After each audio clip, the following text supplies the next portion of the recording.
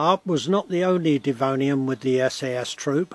Captain Roy Bradford from Barnstable was also with them, but his story is a much more grim affair.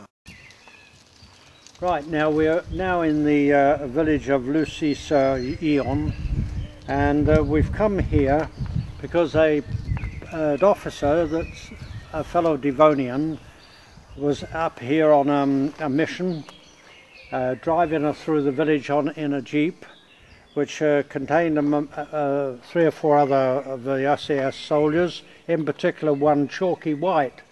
Now, Sergeant Chalky White was a very brave soldier and had previously won the Distinguished Conduct Medal in MM, but unfortunately he had a reputation that every mission he went on there was a disaster to the commanding officer of each mission, and they were fingers crossed that this one would go without any mishaps.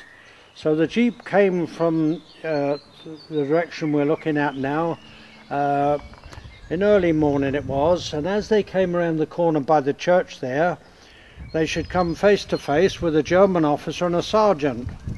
Obviously the German didn't realise it was an English jeep approaching him, thought it was a German vehicle, and as a precaution he sort of waved to slow him down, take it easy, because unknown to them, just to our right, which we'll look at in a second, there was a whole troop convoy of soldiers. Well, they were scattered outside their vehicles taking breakfast, it being early in the morning. So Bradford realised as he passed the officer that there was nothing they could do. With the little option open to him, Roy Bradford ordered the driver to put his foot down in an attempt to charge through the Germans lining the road. As the jeep sped through the convoy, heading towards the bend in the distance, Chalky White opened fire to the front, and Trooper Devine sprayed his machine gun from the rear. Unfortunately, 5 men in a jeep against well over 100 Germans meant the odds were stacked heavily against them. They were almost through when, with a burst of German Spandau fire, Devine was killed instantly. Chalky, hit in the leg and arm and one hand shattered, tried to swing the gun around, but the dead soldier in the rear obstructed him. As the jeep, now unable to return fire past the last truck, a stream of bullets caught Roy Bradford and took his life. The jeep engine then failed, but its momentum took it around the corner and out of sight of the Germans. Miraculously, one SAS soldier, Maggie McGinn, was uninjured, so after checking to ensure that Bradford and Devine were both quite dead, he leapt from the jeep and dragged Chalky and a Maquis interpreter they had with them, and now shot through the elbow into an adjacent wood. The Germans came running down the road, but were afraid to enter the woods, possibly because they thought Maquis ambush might be waiting for them. The Germans set up patrols around the local roads, but with great fortitude McGinn managed to get his comrades to a position of relative safety. The wounded interpreter then went forward and made contact with the lockkeeper, who arranged for a little food and water to be brought to the group. He also made contact with the local Maquis, who within a day or so came and collected them all. Well, we have arrived at the Crane Cemetery, where Roy Bradford and the fellow Private Devine were buried after they were killed down on the road. It's wonderful to see a gravestone with the Special Air Service badge engraved thereon, and very proud we are, the 3 of us, Michael, John and myself, that we stand here, and I'm going to place this little cross on his grave of a fellow Devonian.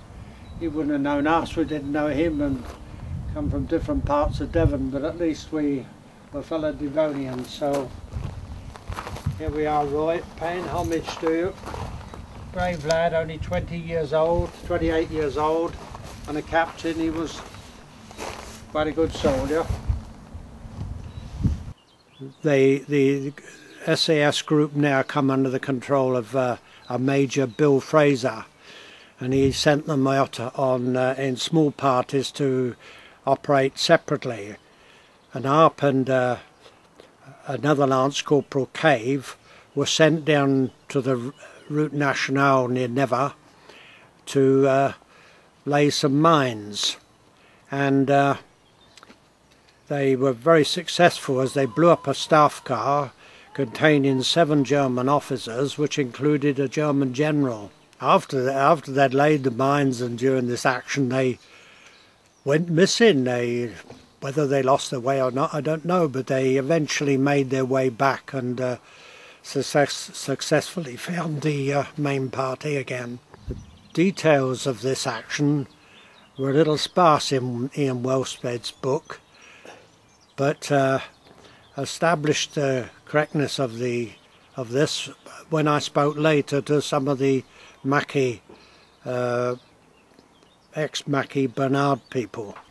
The first was Monsieur André Boucher-Pillon, now 85 years old, but then at 23, a leading figure in the Maquis who knew the SAS group well and worked with them closely.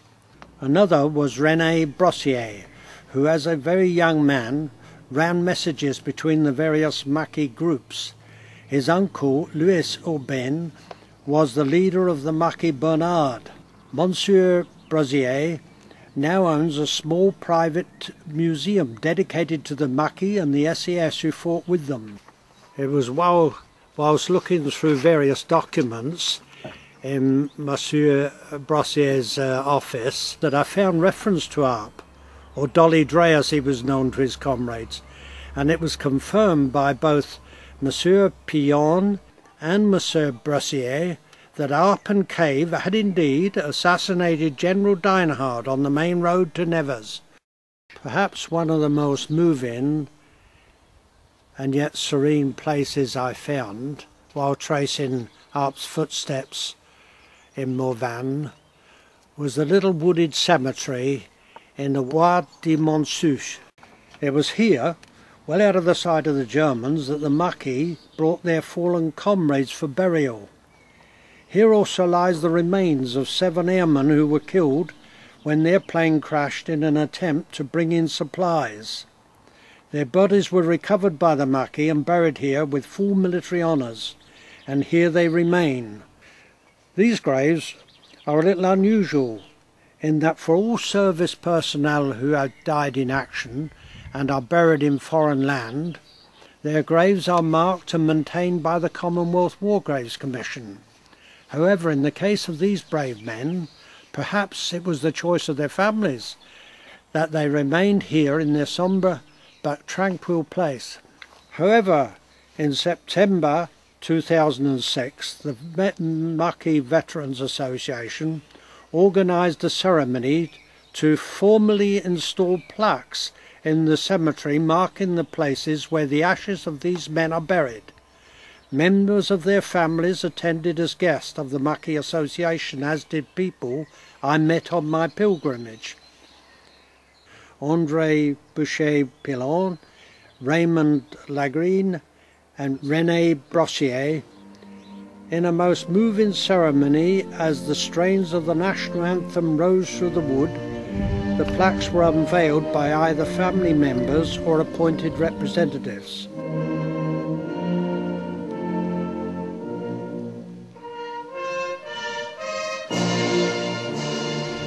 Although his ashes are not within this cemetery, the spirit of my brother has a home here, and so I arranged for a small tribute to be placed on the stone at the heart of this place, which so wonderfully symbolises the sacrifices made in the name of freedom.